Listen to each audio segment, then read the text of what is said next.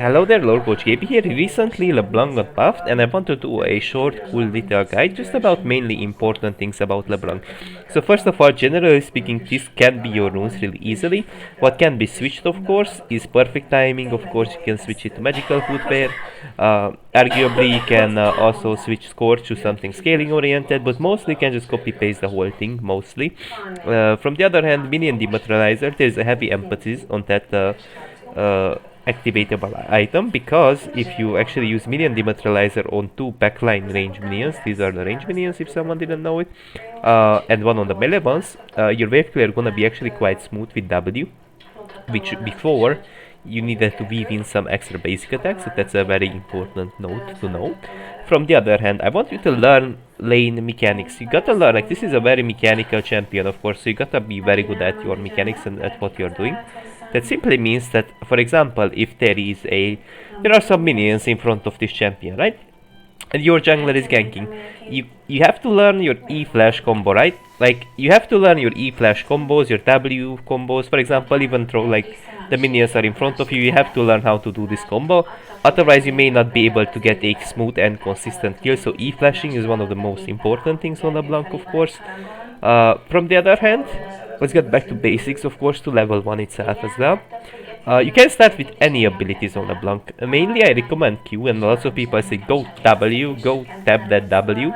The issue is it doesn't have necessarily more threat than your Q, because your Q does similar damage at a way higher frequency, while it's also a very consistent ability because it's point and click, right?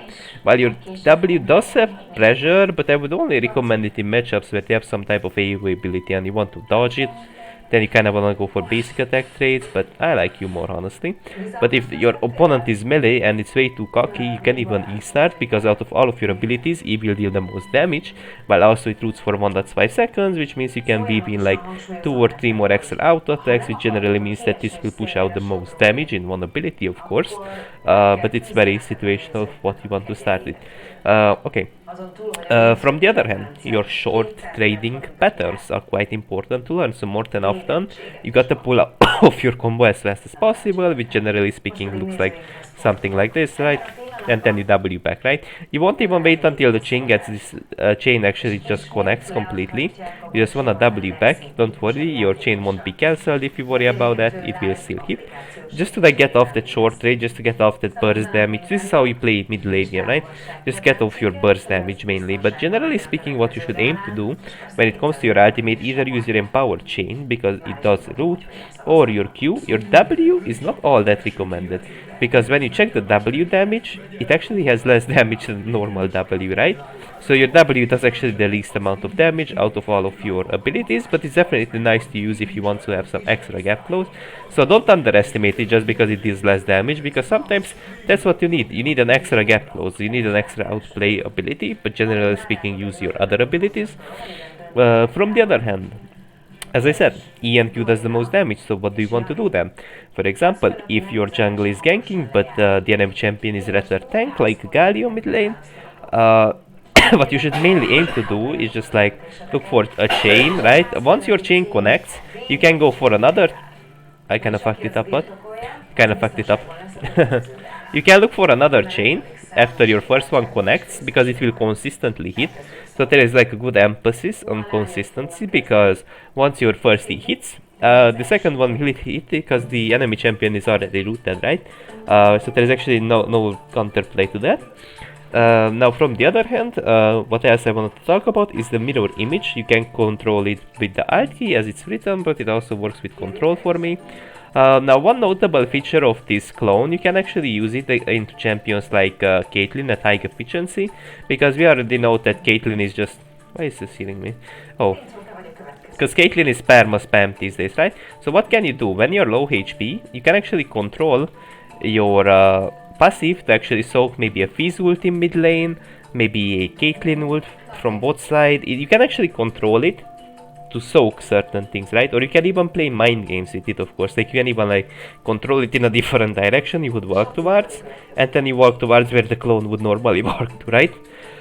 So definitely not only your W, but your, of course, your mirror image can be quite mind gamey. This champion is all about mind games, of course.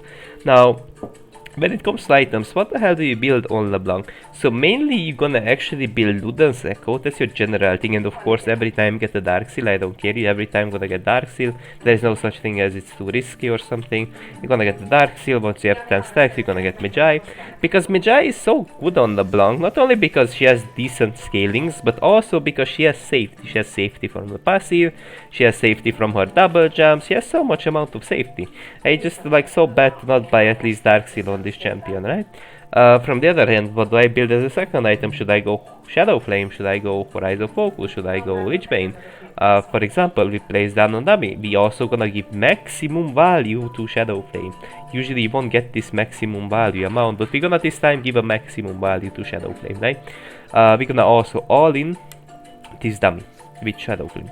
Now we can see it has 0 damage as of currently. We're gonna use a Q, E, W combo. Right, we weave our whole combo in. Now out of that we got 313 damage, right? Now this item does provide some 100 damage and 200 health, 313 damage, right? Now the thing is that after these changes, after the AP ratio buffs, I like a little more I like a little more Abaddon, because it actually like does so much damage. It actually does so much damage once you buy it.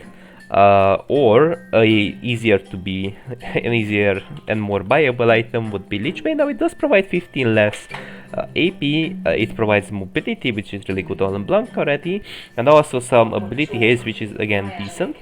So is this better? Is this worse than Shadow Flame? So look, one proc does 72 damage, right? Right? Quite easy. Now we can see that when you recast, of course, your W, you won't get a proc. But 2 procs of the Lichbane can already deal more damage than, of course, the damage from Shadow Flame, which at the end of the day will mean that it's easier to take towers down, and in fights where you're gonna go more extended, it's generally a bit more recommended than as if in fights where it wouldn't.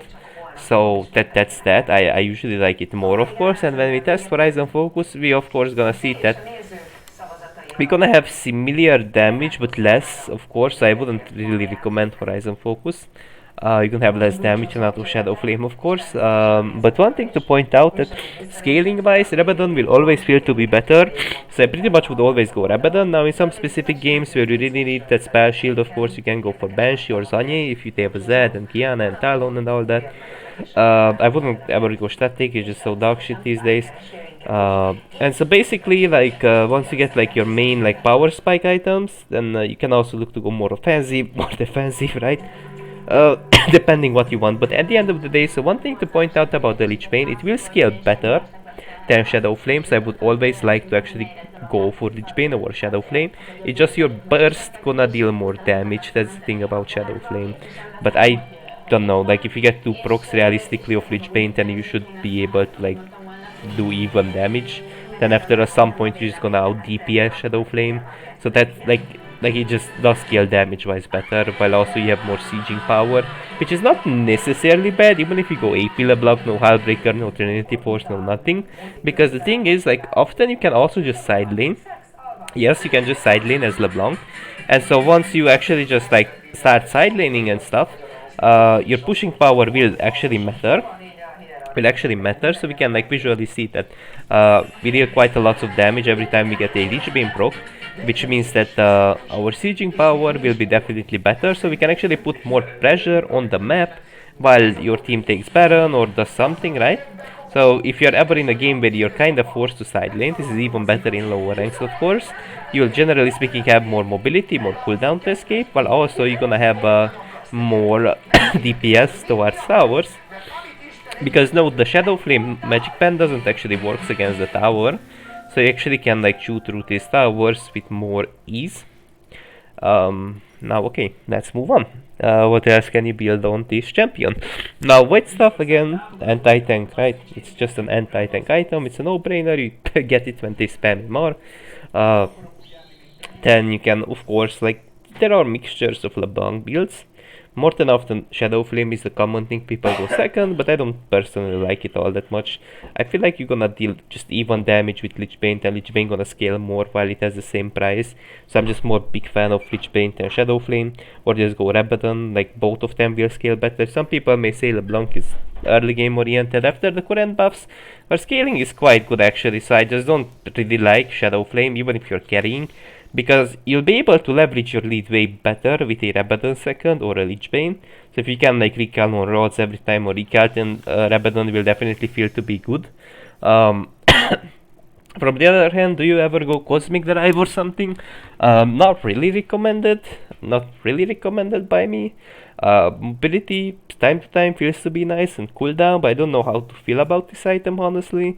That's why I'm not really like big fan of it. But mobility doesn't looks to be that awful. But I think there are just like better like bursting options. Don't ever go for this item, of course.